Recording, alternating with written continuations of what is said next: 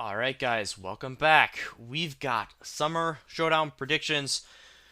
Last video just came out, June Joust breakdown, so watch that. My recap of the June Joust if you'd like. But we're gonna go right into the Summer Showdown. Couple of tad bits of news. We had the Shock shake up their roster with Striker departing the team, going into retirement. Another one that saddens me a great deal. I remember him from the Boston days in 2018. In our inaugural season. He was such a star player on that team. Really, one of the big pieces of why they were good and competitive in season one. His famous just absolute clutch performance.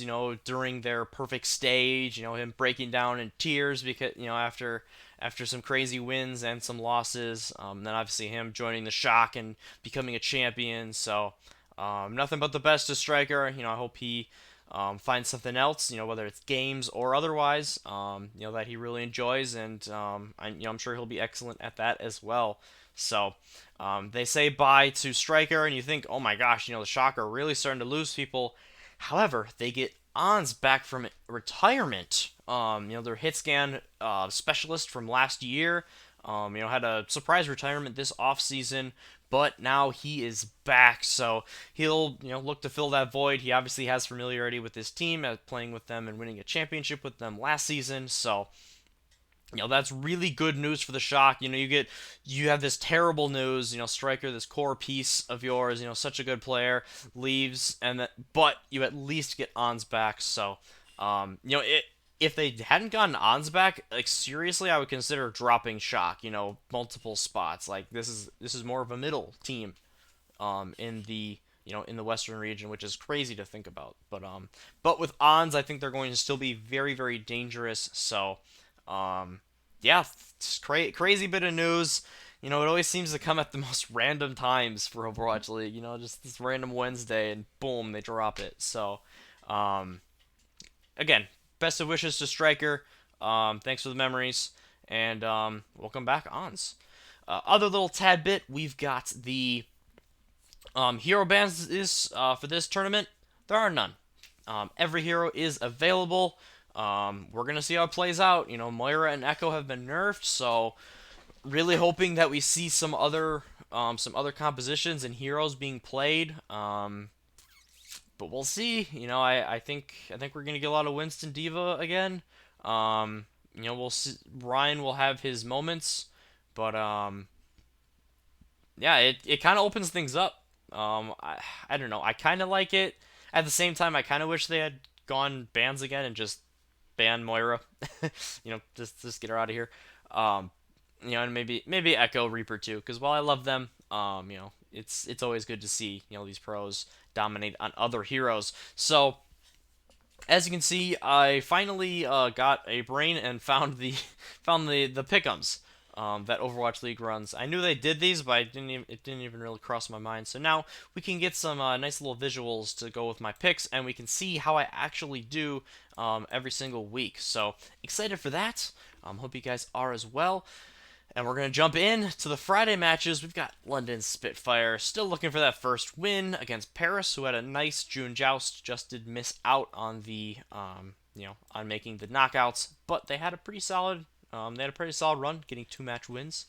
Um, London still looking pretty rough. I'm gonna roll with Paris here.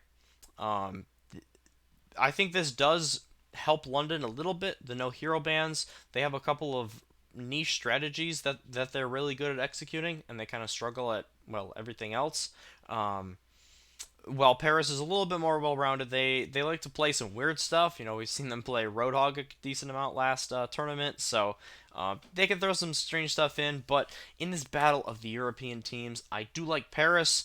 I don't have enough faith in Spitfire to get that first win. I'm gonna say that they take a map, but Paris um, is going to win in the end. I think Don Khan very solid. Onigod has impressed me as well. So, it's another case with Spitfire where I gotta see more. I probably won't predict their first win because they'll kind of get it randomly, and until they show that spark where they can win multiple maps.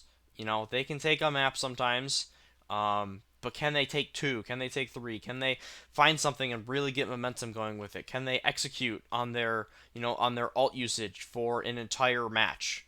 They haven't really done any of those things yet. Can they just straight up out mechanic their opponents? They haven't done any of these things yet. So until they do so, I'm rolling with the Eternal.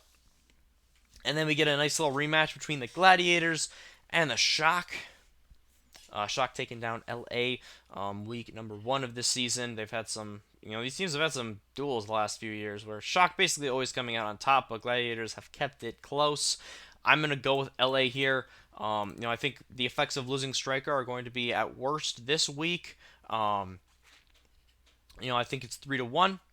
Ons obviously, has the familiarity with this team, but it's a different thing to actually put them in game. And they do have a couple of other lineup changes. Obviously Ons played with Moth all of last year, and he's no longer on the team. He's actually on Gladiators. So, coming off of that, a very very good tournament, I think Gladiators are able to take down San Francisco here. Their synergy looks better than ever. They put up a solid fight against Dallas in the knockouts. A team that went on to nearly win the June Joust, which would have been their second tourney in a row. So I do feel good about my Gladiators here. They kind of have a block with San Francisco where they get out to a quick lead and then they just drop a couple maps in a row. But I do think they turn it around here. They're able to take advantage of what's going to probably be meta here. Well, I think San Francisco is going to go for something a little more zany because they've had Striker in their lineup basically the whole season. So going to take a little bit to get used to for them, and I think Gladiators take advantage of that. Then we have London Spitfire taking on Shock. They got 2 matches pretty much right in a row for San Francisco. And not much to say here. I think this is a 3 in Overwatch. I've already gone through my London spiel. San Francisco, despite losing strikers, they still have some superstars in there. Both of the main tanks, obviously. Choyobin. Violet. Violet, I still think is the best player on this team, and they have Twilight waiting in the wings too. They can sometimes pair those two together. And FD God is amazing as well. So, it'll be interesting to see if we see a lot of Smurf, or if we see a little more super. Obviously it's going to depend if they like Reinhardt strats, like Reinhardt comps, it's going to be super. If not, probably Smurf. So, be interesting to see how that plays out. Like I said, if I had to pick, I think Winston Diva is still going to be the preferred tanks. But who knows? Maybe we see Double Shield, maybe we see Reinhardt. But either way, whatever the comp is, San Francisco, they're smacking Spitfire. Florida Mayhem taking on Toronto Defiant. Another one that's pretty clear cut for me. I like the Mayhem taking this one 3-1. They, again, they had a pretty solid June Joust. They look dominant at times, and they look really uncoordinated at others. Toronto has been a solid team all year. A little bit of a gatekeeper in my eyes. We'll see if they can throw some interesting strats out there and try to keep Florida off their game. But in the end, like I said, Florida's just better for me. A bit better coach. Up and down the roster. They have a true clutch. Carry guy in Yaki, which I don't see as much on the Toronto side. Toronto is solid up and down, but don't really quite have the standouts and just the mechanical skill to stand up to Florida in this one. And then we got Vancouver Titans, another team that is big struggling. I put them as second worst team in the league right now. Only Valiant being worse, and then probably Spitfire just a little better than Vancouver. So we're gonna go Boston here. We're gonna say 3-1. Boston had that great start to the June Joust. Obviously fell off a bit after that, but this is still an improving team. A team that's kind of finding their footing. A couple of new additions. Vancouver, it's the same old story. This team has been together now for about, most of these guys were there for most of last year. So it's hard to see them improving too much. Chang Six is a good player. Excited to see him play more, but other than that, I don't see Vancouver's coordination being that good, and I think Uprising takes advantage of that. Then Gladiators back in action against the Eternal. Interesting matchup here. These two teams played each other right at the end of the joust, with the Gladiators winning and knocking Paris out of the knockouts, or just making it so they didn't get into the knockouts. I'm gonna say exact same score as last time. We'll say 3-1 Gladiators. Again, since we don't know the exact meta, this might be a week of upsets. But based on past history, Gladiators, the 4-game winning streak. Sorry, actually 5. 6. They're 6-2. And they lost their first 2. So the only teams they've lost to this season are Shock and then Dallas twice. So they've been a really good team. And I think that they continue that. Again, Paris, I think they're good enough to swipe a map. They're going to try some interesting stuff. I really like this Paris team. I think they're coming together a bit, but I do think that, in terms of talent and where they're at right now, it's just Gladiators being better. And then you got Boston versus Florida. I'm going to go out on a limb here. I'm going to say Florida 3-0s. I just talked up Boston a bit. But I got a feeling on this one. I think that Florida takes it easily. Again, this is not the Boston of old. They are a competitive team. I do think they beat Vancouver earlier on. But Florida, again, I think that they're going to get off to a really good start. I think they're going to be a little bit heated after how the June joust went. And they're going to be able to just really, with no hero bands to play, they're going to really be able to tailor their gameplay around Yaki and OG. And I think that that's huge for them. If they can settle into something that's good, they're gonna just roll. As long as their comp isn't super inferior to Uprising. These teams are scrimming. They're figuring out. They have smart coaches. Most of these teams don't come out with just awful comps that get rolled. It does happen, but I trust Florida. And like I said, I think that they have a really strong showing in week 1. Even though they're playing 2 solid teams, they're gonna get off to a good start and set themselves up nicely to make it back into knockouts. Then Toronto Defiant take on the Vancouver Titans. Again, we're going to go Toronto. I'm going to give Vancouver 1 map again. Might be a little bit generous. But, again, Toronto they're very solid to me, but they don't have anything that particularly stands out and just blows me away about them.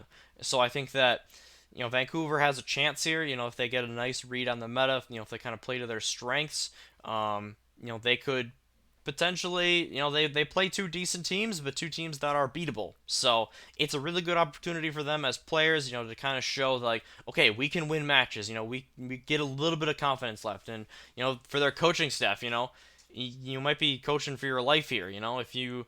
If you continue to struggle the rest of the season, you're probably not coming back next year, and then are people going to want a coach that went 0-14 or 1-13 or something like that? So it's go time for for these guys like Vancouver, for London.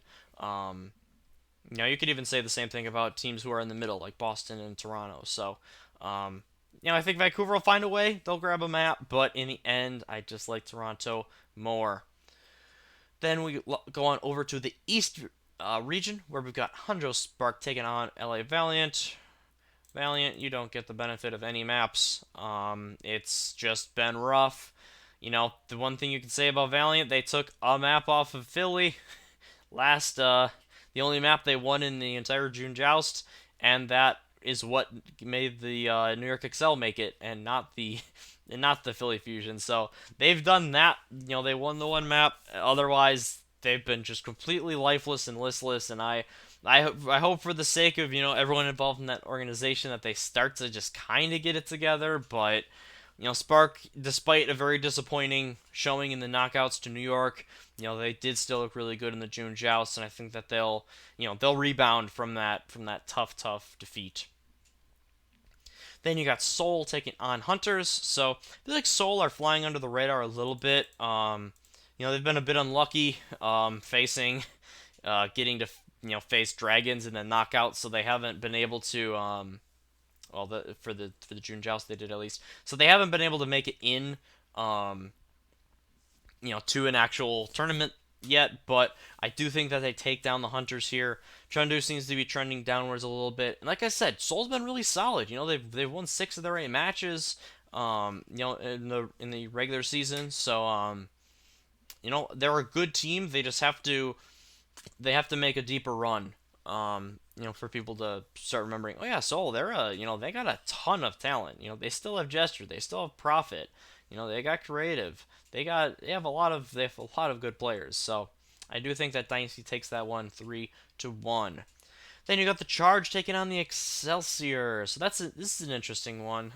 Two teams that are kind of coming out of it a little bit. Finding some life after having rough melees. So upset alert, upset alert. I'm gonna go Charge here. I'm gonna say it goes to 5. Um, the Charge, they found a couple of niche things that worked out pretty well for them last stage.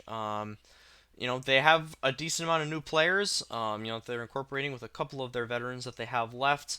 But New York, despite making the despite making the June joust, I still think that they're in a little bit of a rough shape. Obviously they got pretty much run out of that tournament. They were of the 4 teams, they were the only one that didn't look competitive at all. Obviously Atlanta, Dallas, and Shanghai, obviously looked really good, but I just don't have a ton of faith in New York right now. I think that they've got to get like a dominant win like this and string a couple of them in a row before I start truly trusting them.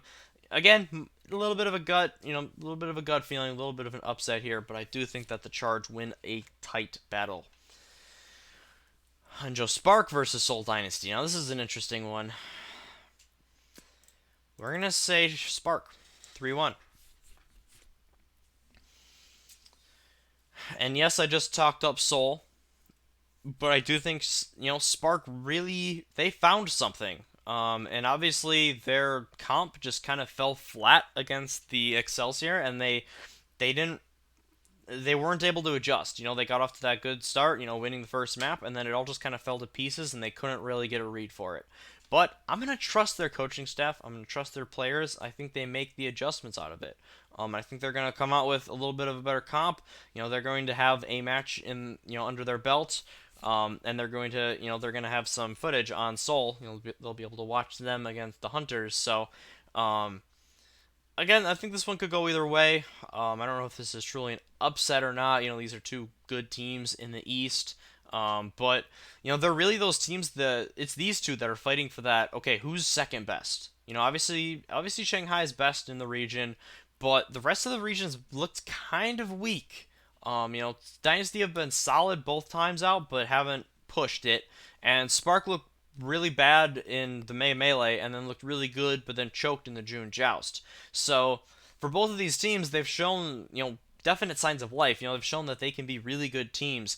But now is when you got to prove it. You got to have another good one, get to the knockouts, actually win your knockout match, and get into that summer showdown, and really show, the teams in the West, and all the fans out there what you can actually do, because it's been disappointing, with neither of these teams making a tournament. But like I said, I just got a little bit of a feeling on the Spark. I feel like they're gonna just start rolling here. I think they take it 3-1. Then you got Hunters versus Charge. I think this one's going to be back and forth, entertaining, but I like the Hunters taking it 3-2. I think that Charge haven't really beaten anybody bad, and what do we always say? When things get kind of scrappy, Hunters excel. The Hunters have a really really nice array of DPS right now, and I think that their tank line has solidified as well. Whichever main tank that they put in. So again, I think it's close because I do have some faith in the Charge right now. Not really sure why, but I got some faith in them. But I do think that Hunters are a bit better of a team right now, and they're going to take that last control map to win that series. And then we got New York versus LA Valiant. I think that Valiant are going to sneak a map, and then New York is going to crush them on every other map. I think either map 1 Valiant might be a little sluggish, a little back and forth. Valiant might sneak that one out there, and then New York's gonna kind of wake up and be like, okay, this is what we're doing. We got to lock in, and they're going to pretty much roll from there. Um, I feel a little harsh on New York here, having them lose one map to Valiant and losing to Charge, but like I said, it's just kind of a feeling that I got with watching their last few matches because this team can do some really nice things. I really like the composition of this team. Having Yakpun, who's been around, been in the scene for a long time. Obviously having Jonak. Maybe we'll see some Zen comps now that Zen is freed from being banned. Like I said, I think that they're gonna have a little bit of a blink. They're gonna have just like oh, we lost focus for like 5 minutes, and all of a sudden, Valiant sneak out a map. I think it's gonna be like that, but for the majority of the series, New York is going to be in easy control of it. So there you have it. Those are my predictions for week number 1 of the Summer Showdown. We'll save those up, and then after the week is done, we'll come back to this and we'll see how I did. That'll be fun. Let me know what you guys think down in the comments below. Any upsets that you guys have brewing. We've got a couple of winless teams in the action. Do you think either of them get that first win, or will they continue to flounder? I'm curious to see. What do you think the meta will be? There's a lot of stuff to discuss about about the matches coming up this week. But I'm just happy that matches are back. So, as always, thank you guys very much for watching. Hope you have yourselves a wonderful weekend, and I'll see you in the next one.